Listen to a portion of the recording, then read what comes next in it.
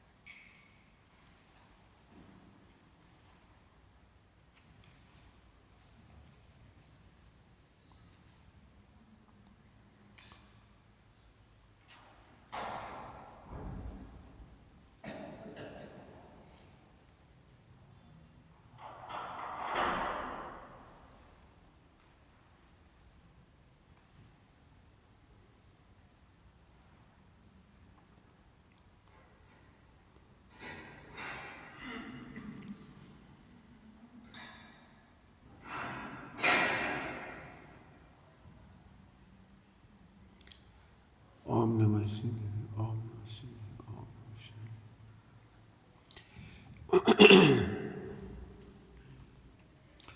एक ही लाइन रह गई थी अपनी पढ़ने की, अनुमेय अनुमाता मात्र नहीं है ना। यहाँ से चर्चा है। सबसे पहले अंतिम लाइन पढ़ाने, लेकिन पूरा दिमाग में आ जाए उसको बताने के लिए हम पढ़ते हैं अनुमान। जिन वाणी में अनुमान की चर्चा है, लेकिन वो अनुमान की चर्चा सुखद है। अनुमानाभास से दुखी है जीव, अनुमान से सुखी होता है। अनुमान कभी दुख देने वाला नहीं है। अनुमान कहते ही उसे हैं जो सुखी करे। हमारा अनुमान है, हाँ, फर्जी को अनुमान ही नहीं कहती। हम अनुमान से दुखी हो रही थी, अंदाज से अंदाज अलग बात है, अनुमान अलग बात है। अनुमान कभी झूठा नहीं होता, अनुमान कभी गलत नहीं होता। उन शब्दों को पकड़ना। लोक व्यवहार में अनुमानाभास चलता है, अनुमान नहीं, अनुमानाभास। अनुमानाभास का मतलब समझते हो? अनुमान जैसा लगता है।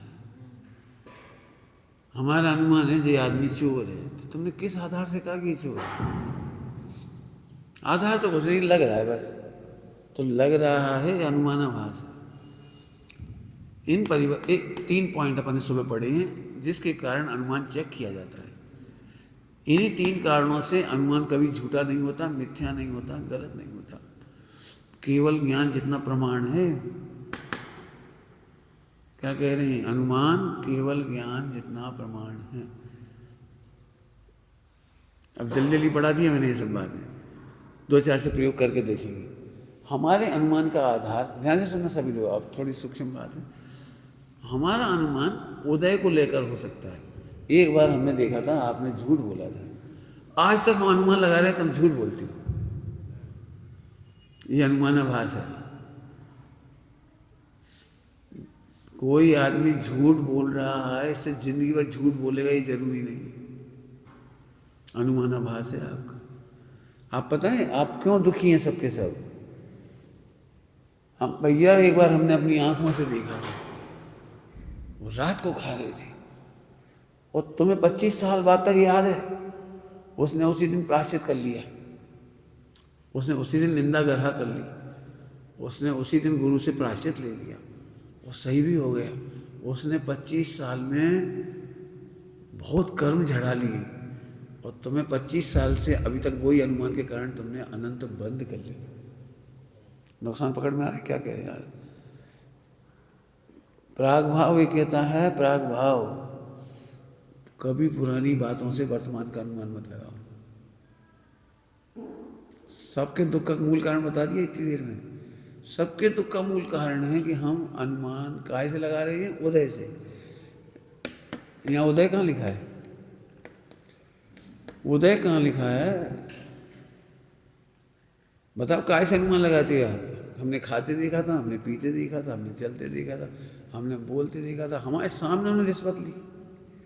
ठीक है, तुम्हारे सामने रिश्वत ली, तो क्या वो पूरी जिंदगी रिश्वत ही लेगा? क्या करेगा बता? एक दिन बहुत भूखा आदमी था, बहुत भूखा आदमी था, इसलिए सड़क पे पड़ी हुई चीज उठा के खा ली।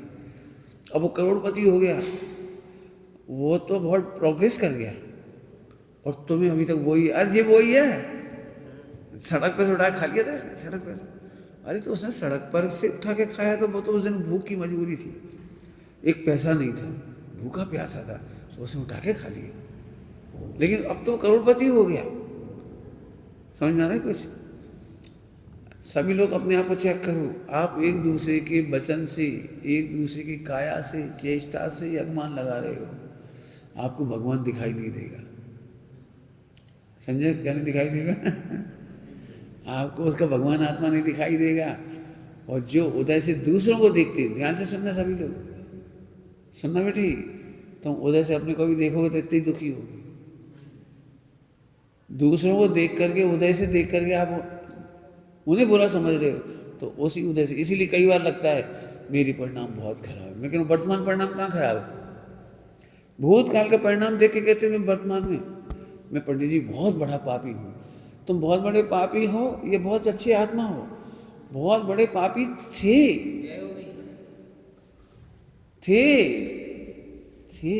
सही बताओ, वर्तमान में दुख का कारण क्या है आपका? पंडित जी मेरे से बड़ा पापी नहीं, मेरे से बड़ा झूठा नहीं, चोरी नहीं, जो भी कुछ नियम में शिथिलाचार है, मैं रात को खा लेता हूँ, मैं बहुत पाप करता हूँ। आप कौन सी बात याद करके कह रहे हो? भूतकाल की। तो फिर आपका अनुमानाभास है, अनुमान नहीं है। अब तो समझ गए होंगे, जीव अनुमानाभास से दुखी है, अनुमान से सुखी होता है। अनुमान के जो 3 अंग, अब समझो, सुबह जो बात बढ़ाई है, आपका अनुमान सही होना चाहिए। अनुमान केवल ज्ञान के समान प्रमाण है, सुखी करेगा आपको। केवल ज्ञान जैसा प्रमाण क्यों कह रहे हैं? उतनी स्पष्टता है उसमें, है। जैसे दृष्टांत दें, बताओ भाई, गेहूं का बीज जमीन में बोएंगे तो क्या निकलेगा? अनुमान से बोलो, गेहूं। ये अनुमान सच्चा कैसे हो गया तुम्हारा? केवल ज्ञानी बताएंगे। ऐसे ऐसे ये मति ज्ञान वाला ही केवल ज्ञानी होता है, अल्प ज्ञान वाला सर्वज्ञ होता है। अल्पज्ञता का दुख मत मनाओ, सर्वज्ञता का आनंद मनाओ। अनुमान से सर्वज्ञता का अनुमान आनंद मनाओ। तुम प्रसन्न क्यों नहीं हो कि मैं सर्वज्ञ हूं भविष्य का, मैं भगवान हूं भविष्य का? तुम प्रसन्न क्यों नहीं हो? क्योंकि तुम्हारे पास अनुमान है। क्या बताएं भाई साहब, बहुत पाप किए। फिर तुमने बहुत पाप किए, आत्मा देखो, आत्मा देखो, पाप की वो तो हमें पता है पाप की। क्या कमाल है, जैन शासन में पूरे विश्व में उनके भगवान कहते हैं कि तुम खराब हो, और वो कहता है मैं अच्छा हूं। दुनिया से तुम पापी हो, नहीं नहीं साहब मैं बहुत अच्छा आदमी हूं। तो दुनिया में तो भगवान कहते तुम खराब हो, जैन दर्शन में उल्टा हो रहा है, तुम खुद कह रही मैं खराब हूं, भगवान कह रहे तुम बढ़िया। क्यों? उत्तर क्यों कि तुम्हें अनुमानाभास है। सही बताओ, इस देह की सत्ता को रख कर कहते मैं रात को खाता हूँ, इस देह की सत्ता से रख के बोलो कि मैं लड़की हूँ, महिला हूँ, पुरुष हूँ। इस देह की सत्ता को रख के लगता है मैं कमजोर हूँ, कमजोर हूँ, पंडित जी उपास नहीं कर पाता। क्यों? तुम धर्म क्यों नहीं कर सकते? एक दुबला पतला आदमी से पूछो, बहुत कमजोर आदमी से पूछो, दुबले पतले कमजोर आदमी से, क्यों तुम धर्म कर सकते हो? नहीं साहब कैसे करें, आपकी तो ताकत अच्छी है, आप तो बोल सकते हो, आप तो खा सकते हो, आप तो चल सकते हो, आप तो उपवास कर सकते हो, आप तो पर्वत की वंदना कर सकते हो, मैं तो नहीं कर सकता। तो अनुमानाभास कैसे हो गया? या धर्म नहीं कर पाने का अनुमान लगा रहा है देह से। क्यों? धर्म करना सरल है कठिन? कि साहब बहुत कठिन है। क्यों कठिन क्यों है? अनुमान से बता रहे तुम। कठिन क्यों कह रहे हो? हमारा अनुमान तो कह रहा है बहुत सरल है। हमारा अनुमान, सुबह पढ़ा दिया इसको, हमारा अनुमान तो बता रहे बहुत सरल है। विश्व में सबसे सरल काम है धर्म, सबसे सरल है धर्म। तुम्हें क्यों लग रहा है? अब हम गरीब आदमी हैं, ये तो मंदिर बना देती हैं, ये मूर्ति विराजमान कर देती हैं, ये वेदी बनवा देती हैं, हम पे तो पैसा नहीं है, हम धर्म कैसे करें? देखो अनुमानाभास। तुमने दान को धर्म का लक्षण मान लिया, ये अनुमानाभास है। व्रत उपवास को धर्म का लक्षण मान लिया, ये अनुमानाभास है। कैसे विश्वास करोगे कि जिसने एक अक्षर नहीं सीखा जिंदगी में धर्म का, उसको भी सम्यक दर्शन सरल है? कुछ है समझ में आ रहा है क्या कह रहे हैं हम? जिसने जिंदगी में एक शब्द नहीं सीखा, एक बार भी मंदिर नहीं गया, और धर्म करना बहुत सरल है उसके लिए। है विश्वास? अरे ऐसे कैसे? अभी मोक्षों को ऐसा लगता है समय सारी चीज सुने बिना सम्यक दर्शन हो नहीं सकता। वे तो छेड़ा पड़ी, वे तो पुरुषार्थ सिद्धि पाए पड़ी, अब वे तो पर तुमने चरित पढ़े, उनने वे क्या सम्यक दर्शन कर लेंगे? सम्यक दर्शन की शर्त ये है, जैसे शक्कर की मिठास में सरलता है कि कठिन है? शक्कर में से मिठास का आना, शक्कर में से मिठास का स्वाद आना, शक्कर को दूध में डालेंगे तो मिठास का आ जाना दूध में, इसमें क्या कठिन है? क्या कठिन है बताओ? बताओ। अनंत पुरुषार्थ है। क्या अनंत पुरुषार्थ है? दूध में शक्कर डालें, दूध मीठा हो जाए, इसमें अनंत पुरुषार्थ क्या है? कुछ नहीं, कितना सरल है। ऐसे ही मरते दम जिंदगी में कभी धर्म नहीं सुना, कभी पढ़ा नहीं, कभी मंदिर नहीं गया, कभी छान के पानी नहीं पिया, अंजन चोर जैसा सत्य वेश नहीं, लेकिन उसको सम्यक दर्शन हो गया, मुनि दशा लेकर केवल ज्ञान लेकर मोक्ष चला गया। अंजन चोर की तारीफ क्यों करते? अंजन से तारे कुदी, अंजन की तारीफ क्यों करते हो? भरत चक्रवर्ती का नाम लो ना, आदिनाथ का नाम लो, आदिनाथ से तारे कुदी। अरे ये तो सब पॉजिटिव में गए, वो नेगेटिव में से निकल के फटाफट चला गया।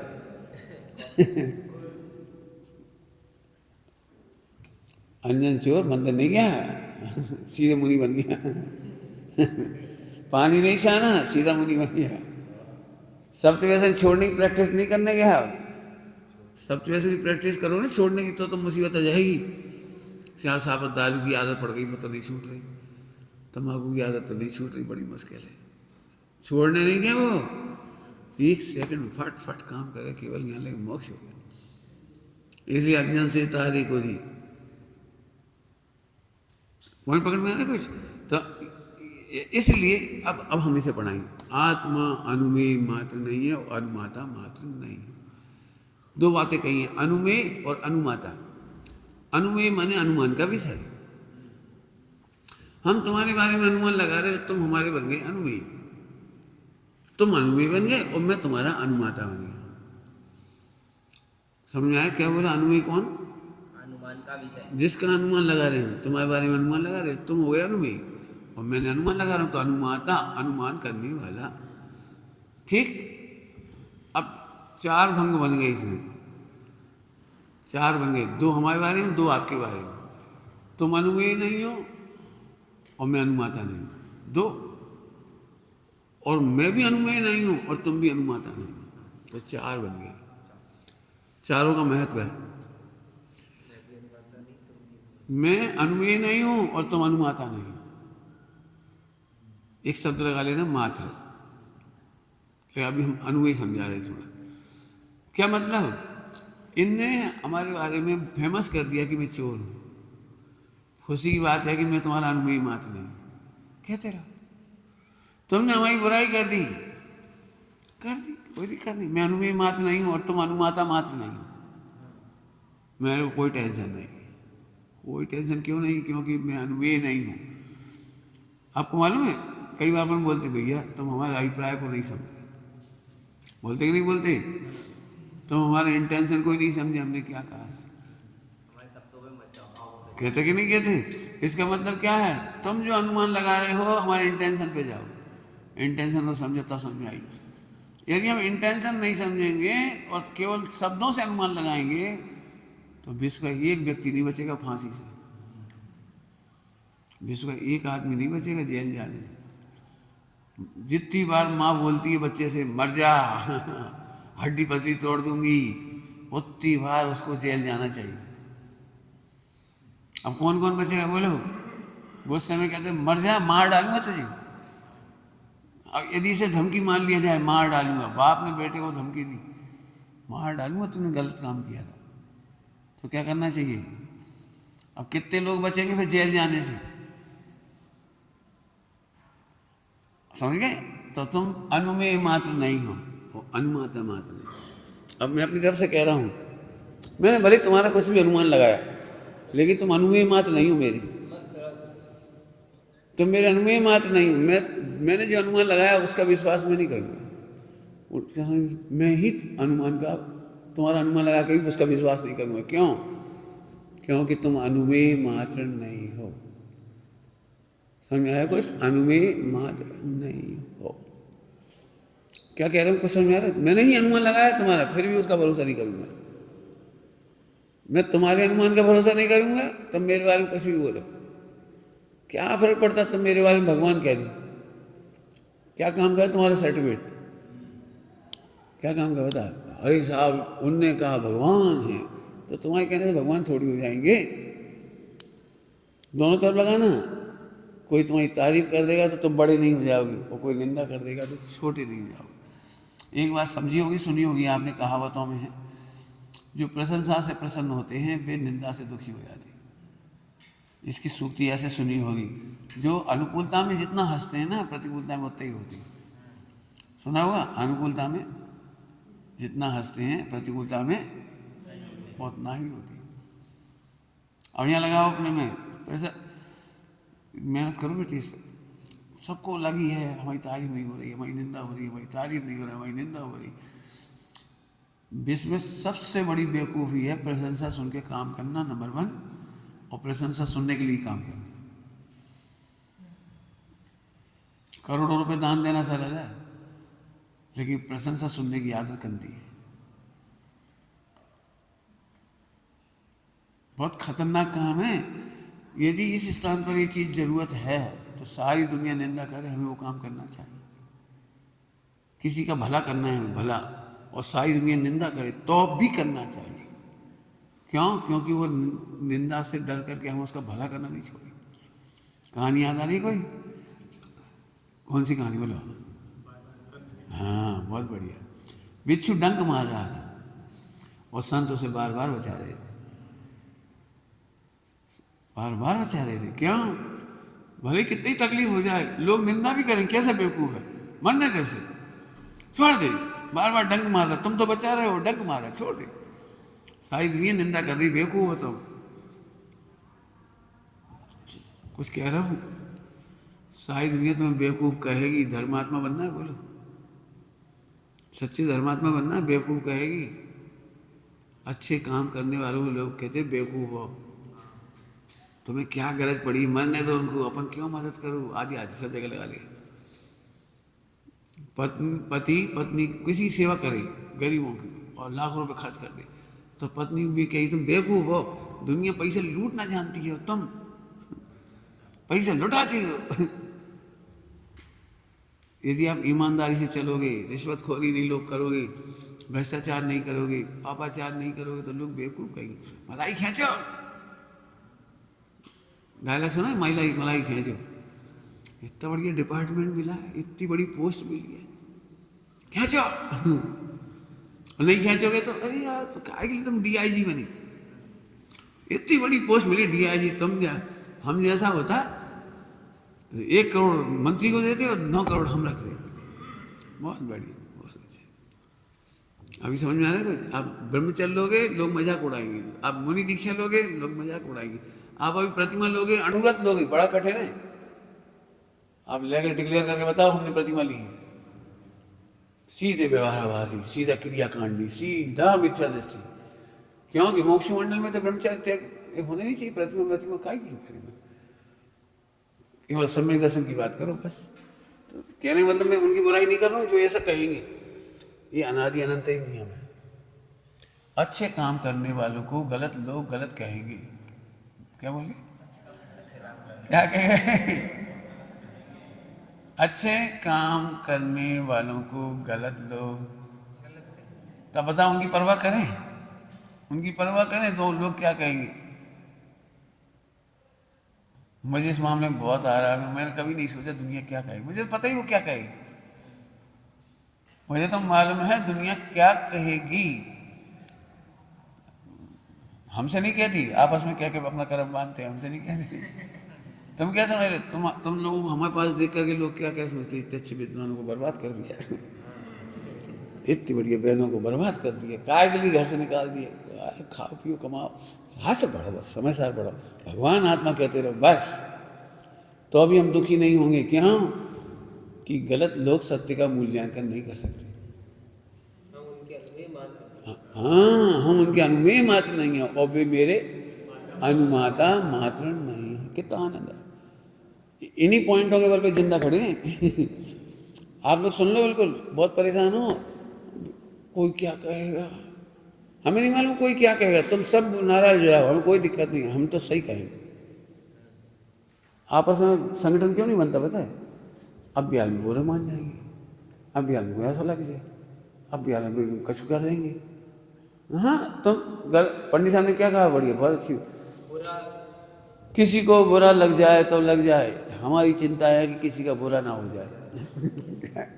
क्या कहा? किसी को बुरा लगे तो 100 बार लग जाए, कोई बात नहीं। या ऐसा ले, पूरी सूक्ति ऐसी, ज्ञानियों को किसी के बुरा लगने की चिंता नहीं होती, किसी के बुरा ना हो जाए इसकी चिंता होती। समझ आ रहा है? क्या तो दिया पहले, क्या तुम तब लेट लेट जग पाए, इसलिए हम कह रहे, यदि आप बहुत पहले से सेटअप होकर बैठे तो समझ में आए क्या कह रहा हूँ। कह चुका हूँ, प्राग भाव है, उदय है, मन वचन काय से, ध्यान रखना, मन वचन काय से अनुमान लगाना अनुमानाभास है। आप अपने मन से भी अनुमान नहीं लगा सकते, मेरा भवितव्य खराब है। क्यों खराब है भवितव्य? क्यों? मेरे बहुत गंदे गंदे भाव, मुझे गुरु के खिलाफ भाव आ रहे हैं, देव के खिलाफ भाव आ रहे हैं, जिन मान के खिलाफ भाव आ रहे हैं। सुन, देश शास्त्र गुरु के खिलाफ आने वाले भाव से भवितव्य खराब नहीं होता, उसका नाम चारित मोहिनी है। हाँ, आता है, शास्त्र में लिखा है पाप मत करो, और तुम पाप कर रहे हो। चारित मोहिनी है वो, अस्थिरता का परिणाम है। श्रद्धा में जानते हैं पाप बिल्कुल नहीं करना चाहिए, और चारित्र में अस्थिरतावश पाप होती। विवाह को ब्रह्मचर्य नहीं कहा, विवाह को भी अब्रह्म ही कहा है, तो अभी तीर्थंकरों का भी विवाह होता है। पाप बिल्कुल नहीं करना चाहिए, सुना तो यही है ना, और वहीं लिखा है पाप घट के मिटती। क्या कहा? पाप घट के मिटती। ऐसे तालमेल बिठाना पड़ेगा। भैया भगवान ने तो ऐसा कहा, भाई भगवान ने तो सही कहा है, लेकिन लोग व्यवहार में तो प्रैक्टिकली ऐसे करना पड़ेगा। नहीं समझ में आया? बोलो भाई, पत्नी भगवान आत्मा है कि नहीं? और कहा है कि नहीं उसे भगवान देखो? कहा है। अब पर्याय में तो पर्याय का व्यवहार करोगे, हाथ जोड़ोगे। क्या करोगे? पत्नी हाथ जोड़ोगे, आरती उतारोगे। अब पर्याय में पर्याय का व्यवहार चलता है। क्या बोला? पर्याय में पर्याय का व्यवहार चलता है। हमें मालूम है भगवान आत्मा है, लेकिन क्यों क्या करेंगे? आदिनाथ भगवान क्या करेंगे? नंदा सुनंदा पर्याय में तो पर्याय का व्यवहार होगा, पत्नी पत्नी जैसे व्यवहार होगा। एक बात है, पत्नी छोड़ दे, अपराधी भी भगवान आत्मा है, तो अपराधी को सजा देंगे कि नहीं देंगे? रामचंद्र जी को रावण भगवान आत्मा दिख रहा है, युद्ध करेंगे कि नहीं करेंगे? तो पर्याय का व्यवहार भी होगा ना। तो उसे देश शास्त्र गुरु के खिलाफ भी विचार है, जहाँ वो चारित हुआ विचार से। मैंने मन की बात करी, मन की बात, मन की बातों से पापी नहीं हो जाते। तुम्हें घबराहट इसी के लिए होती है, भाई साहब इतने गंदे भाव आ रहे, कह नहीं सकते। जरा कल्पना करो, तुम्हें मेरे खिलाफ भाव आ जाएंगे तो तुम क्या करोगे? कह दोगे? कैसे कहें कैसे कहें, हम तो बहुत पापी हैं, आपका तो इतना उपकार है, आपकी इतनी महिमा है, आपने इतना किया, हमें आपके खिलाफ भाव आ रही है, अरे धिक्कार है, धिक्कार है, धिक्कार है। अरे धिक्कार धर्मी नहीं है, धिक्कार उदय है। रोने गाने का काम नहीं है एक सेकंड भी। हम भी रोते तो रोते ही रह जाते। पंडित साहब की पूरी आज्ञा हम पालन नहीं कर पाए, रोते तो जिंदगी भर रोते चले जाते। उस समय भी मस्त रहे, आज भी मस्त है, हैं? सत्संग नहीं हो गए भाई, वेद चाहे तुम भगवान बन जाओ, हम बन कैसे जाए? योग्यता तो हो, वेद चाहे तो मुनि बन जाओ, हम मुनि बन कैसे जाए? योग्यता होगी उतनी तो बनेंगे। मान लो अभी तुम लोग ओवर एक्सपेक्ट कर लो कि मैं तुमसे एक्सपेक्टेशन कर रहा हूं, मैंने नहीं कर किया एक्सपेक्टेशन, नहीं तुम दुखी हो जाओगे। और मैं फिर कह रहा हूं, सबसे बड़ा गंदा भाव ये है कि जैसा भाव आ रहा है उससे भवितव्य नाप रहे हो। सही कहा। अनुमानाभास, अनुमानाभास क्या कह गए तुम? उससे अनुमान लगा रहे हो मन वचन काय से, ये है गलत बात। उससे भवितव्य मत नापो। तो फिर काय से नापें? यदि तुझे धर्मी की रुचि है तो तू भव्य है, तुझे भगवान आत्मा धर्मी की रुचि है तो भव्य। मंदिर जाता है कि नहीं जाता हो इससे हमें कोई मतलब नहीं, उल्टा मत लेना, शीतलाचार की बात नहीं करते हैं। लेकिन अंजन चोर मंदिर नहीं गए क्या? नारकी मंदिर नहीं गए तब भी सम्यक दृष्टि हो गई, तिरंजगतीय जीव सम्यक दृष्टि हो गए, मंदिर नहीं गए। समय सार जी पढ़े बिना सबसे ज़्यादा सम्यक दृष्टि हुई, बिना ही पढ़े हुए, बिना ही पढ़े, जिनवाणी पढ़े बिना हुए, सुने बिना हुए सम्यक दृष्टि। और अभी हम लोगों में एक बहुत बड़ा हटाकर है, गुरुदेव को नहीं सुनोगे तो काम नहीं होगा। गुरुदेव को पढ़ो सुनो, पढ़ो सुनो, ठीक है, व्यवहार का हम निषेध नहीं कर रहे, लेकिन यदि आप हटाकर करोगे तो अनुमानाभास है। हम कह रहे समय सार को पढ़े बिना अनंत सिद्ध भगवान हुए, लेकिन हाँ नहीं समय सार धर्मी को देखे बिना कोई नहीं, धर्मी के बिना कोई नहीं हुआ। प्रवचन सुने बिना तो अच्छी रसोई बनाई है लोगों ने बनाई है, प्रवचन सुन के भी कोई बना नहीं, कोई दिक्कत नहीं, लेकिन रसोई जितों ने बनाई है बिना प्रवचन सुने भी बहुत लोगों ने बनाई। तुम क्या समझ रहे हो? महिलाएं जितनी गांव की आई, इन्हें रसोई बनाना नहीं आता, पढ़ी लिखी नहीं है तो क्या, इससे क्या फर्क पड़ता है? ऐसे समय सार जी शब्द नहीं पढ़ी उसने, लेकिन निज धर्मी को समझा, उसे साध्य मिल जाता। जिसका धर्मी की दृष्टि है उसे साध्य मिल जाता है, मैंने सम्यक दर्शन ज्ञान चाहिए हो जाता है, अणुव्रत महाव्रत हो जाते हैं, इसके तसल काम है। हाँ, स्वार्थ अनुमान से पढ़ो। इसका मतलब मैं गुरुदेव का विरोधी नहीं हूँ, समय सार का विरोधी नहीं हूँ, मंदिर का विरोधी नहीं हूँ, मैं तो अनुमान बता रहा हूँ। तुम अनुमानाभास मत करो जी। लोगों ने मेरे ऊपर सब आरोप लगाए, निश्चयभाषी है, फिर व्यवहाराभासी, फिर वो भी आभासी है, फिर मिथ्या दृष्टि है। क्या हम क्या करें? हाँ, हम अनुमेय मात्र नहीं है। तुम सबको मेरे पास आते भी हो तो मेरे बारे में सुनने ही मिलेगा, मिलेगा ही, अभी और मिलेगा। उनके चक्कर मत पड़ो बंटा ढार कर देंगे ही, बिल्कुल सही बात है मैंने 17 ही बातें होंगी, क्या जरूरत है अलग से पंथ खड़ा करने की, अपना ग्रुप बनाने की, फला आदि सो आदि। इसलिए हमें टेंशन नहीं, मैं अपनी बात करूँ तुम अपना लगाओ। किसी की निंदा से तुम प्रभावित क्यों हो जाती है? कितना, हाँ कितना समाधान है इसमें। तुम किसी की निंदा से परेशान हो गए तो अब भगवान भी सुखी नहीं कर पाएंगे, क्योंकि लोग तो अपनी योग्यता के अनुसार अनुमान लगाएंगे, लोग तो अपनी अनुमान लगाएंगे, क्या करोगे उसके लिए? अब गधों की योग्यता बहुत अच्छी हुई तो तुम्हें भगवान देख लेंगे लेकिन गधा देख रहा है तुम्हें भगवान, का फर्क? और क्या करें इस भगवान की योग्यता का? गधे यानी अज्ञानी मूर्खता उपयोग लगा बेटी, मिथ्या दृष्टि तो पत्थर में ही भगवान देख लेते, वो पूजने लगते, बटैया क्या करेंगे, लोड़िए बटिए रोड़ा उनकी योग्यता अच्छी है क्या? मैं तो धूल पत्थर को भी, नदियों को भी पूजने लगेंगे, उनमें क्या है? सारी दुनिया की क्या कहते हैं, कहीं भी फूल माला चढ़ाई तो वहाँ भी फूल माला चढ़ा देंगे। फिर से समझ लो, मेरे आनंद का आधार तुम्हारा अनुमान नहीं है, तो फिर मेरे दुख का आधार भी तुम्हारा अनुमान नहीं। मैं अनुमेय मात्र नहीं हूं और तुम अनुमाता मात्र नहीं। तुमने लगा लिया, कोई बात नहीं, तुम अनुमाता मात्र नहीं।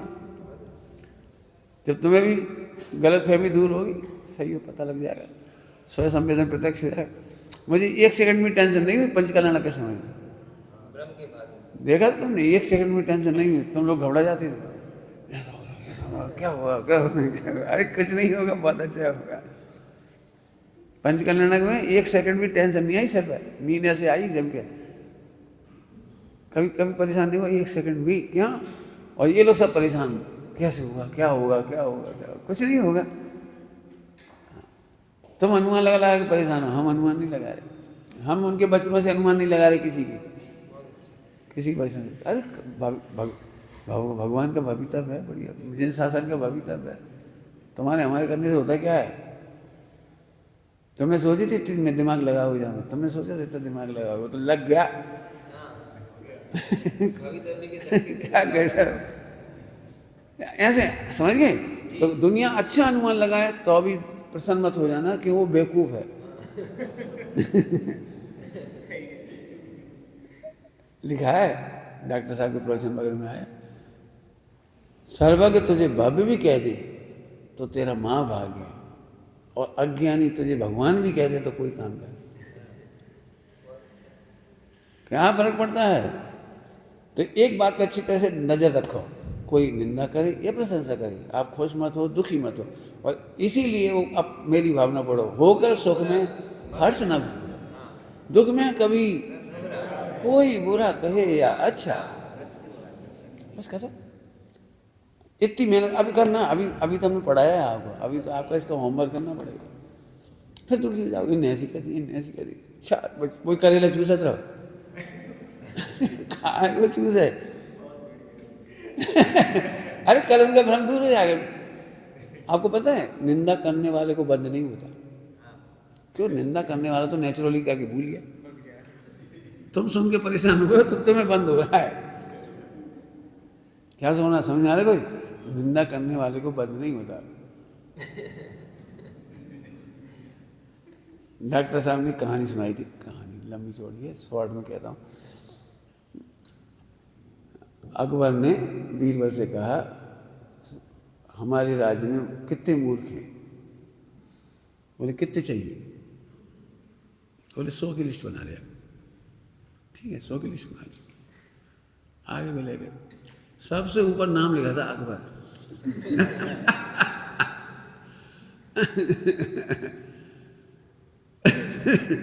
अब कितनी हिम्मत की बात है। तो अकबर कह रहे कैसी बातें कर रहे, मैं क्यों मूर्ख, मैं तो राजा हूँ, बादशाह हूँ। बोले काबुल से घोड़ा वाला एक घोड़ा लेके आया था, और उसका एक घोड़ा देख के आपने 100 घोड़ों का एडवांस दे दिया उसे। कोई जान पहचान नहीं है, यदि नहीं आया 100 घोड़े लेके, वो तो पैसा लेके चला गया। एक घोड़ा दे गया काबुल वाला और 100 घोड़े के पैसे ले गया। नहीं आया तो अब गलती तो है, मूर्खता ही है, मूर्ख नंबर 1। लेकिन बोले बीरबल भाई दबे आ गया तो तो मेरे 100 कम नहीं होंगे, मेरे 100 कम नहीं होंगे, फिर तुम्हारा नाम मिटा के उसका नाम नहीं दूंगा।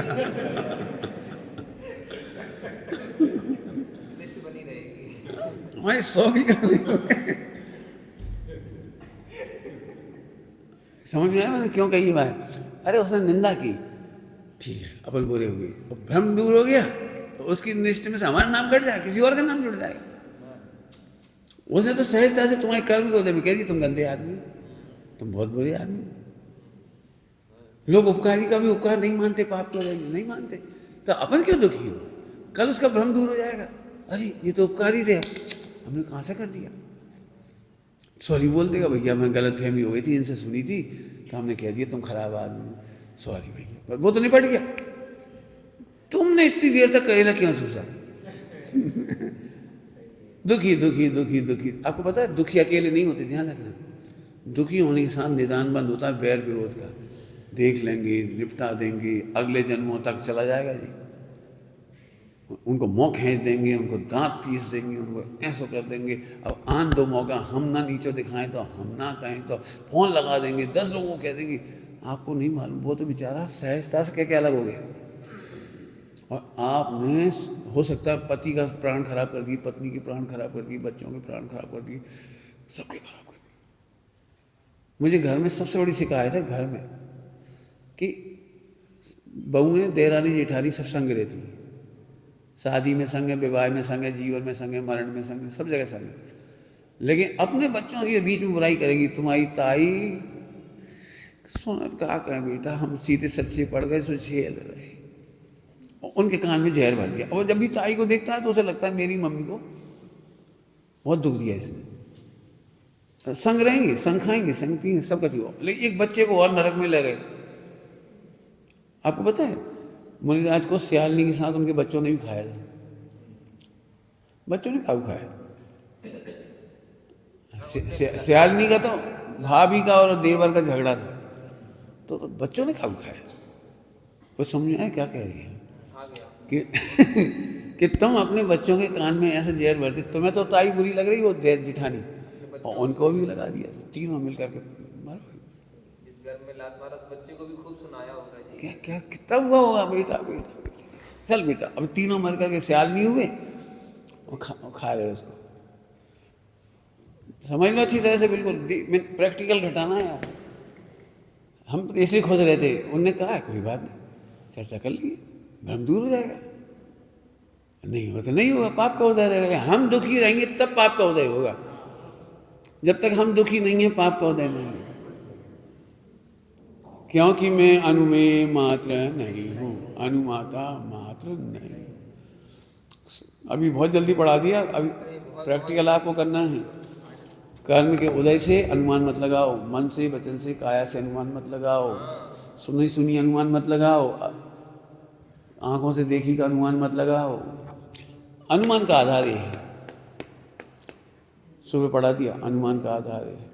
अनुमान को ट्रांसफर नहीं करो जैसे माँ बच्चों को। हाँ, मिथ्या अनुमान, अनुमानाभास। हमें तुम्हें इतनी तो फर्क पड़ता, तुम कोई बात आती, हम यही से बात करते, इतनी सी बात है और क्या है। तो तुम एकदम मजा आती, भाई साहब वो तो चोर है, वो पैसा खा गया। अरे कहाँ खा गया? खाने की व्यवस्था नहीं है, एक परमाणु नहीं खा सकता कोई, ऐसे कैसे खा लेगा? पंडित साहब से हमने कहा खनिया दाना में वो तोड़वाना पड़ा, इतना इतना निर्माण तोड़वाना पड़ा, 10 लाख का घाटा खर्च। पंडित साहब बोले बेटा अन्याय नहीं होता, किसी गलत व्यक्ति के नंबर 2 का पैसा आ गया होगा, मंदिर में नंबर 2 का पैसा आएगा तो ऐसे टूट फूट होगी, इसलिए नंबर 2 का पैसा मत लो। गलत पैसा आएगा तो आप गलत भोजन करोगे तो बीमार होगे। न्याय नैतिकता का भोजन करो, आप अपने हाथ से भोजन करोगे तो आ ही जाएगा। वो क्या करे, वो कसाय है ही। अच्छा देख के खाने की, अच्छा आम खाने की आदत, अच्छा एप्पल खाने की आदत, अच्छा अमरूद खाने की आदत है ही, और सबको ही है, एक को नहीं सबको ही है। इसलिए हमने कहा सब एक दूसरे को खिलाओ, एक दूसरे का ध्यान रखो। अब देखो साता वेदनी कितनी होगी, पानी पियोगे तो ही पचेगा, उल्लास से खा पियो। हमने क्या खाया स्पेशल, जब हम ऐसे हो गए थे बिल्कुल 40, 42, 45 किलो के हो गए थे, तब क्या खाया? बस स्पेशल तो खाया, सहज खाते खाते मस्त हो गए। समझ गए सब लोगों को बार बार कहता हूँ एसिड मत बनाओ टेंशन कर करके। इसका मतलब तुम्हें अनुमान आवाज है, तुम दुखी हो रहे, हमने तो तुम्हारे हित में गई और तुम मिथ्या अनुमान लगाए दुखी, हमसे गई, हमसे गई, हमसे गई। अरे तुमसे कैसे नहीं गई? सब जने लगाना बेटे, सब समझ में आ गया? समय हो गया। ओम नमः सिद्धे। निज निधि निज में